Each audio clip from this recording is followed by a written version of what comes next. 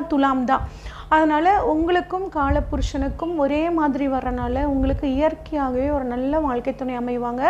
அதுவும் இந்த செவ்வாயோட நட்சத்திரங்கள் வந்து பார்த்திங்கன்னா 3 நட்சத்திரங்கள் இருக்குது. அது என்னென்ன அப்படின்னா மிருகஸ்ரீடம், சித்திரை, அவிட்டம். இந்த 3 நட்சத்திரங்கள் வந்து பார்த்திங்கன்னா 6 ராசியை செவ்வாய் வந்து பார்த்திங்கன்னா இந்த 3 நட்சத்திரங்கள் வாயிலாக 6 ராசிகளை தன்னோட கண்ட்ரோலில் வச்சுருக்காரு. எப்படின்னா மிருகஸ்ரீட நட்சத்திரம் ரிஷப ராசியில் இருக்குது, மிதுன ராசியில் இருக்குது. சித்திரை நட்சத்திரம் கன்னிலையும் இருக்குது, துலாம்லேயும் இருக்குது.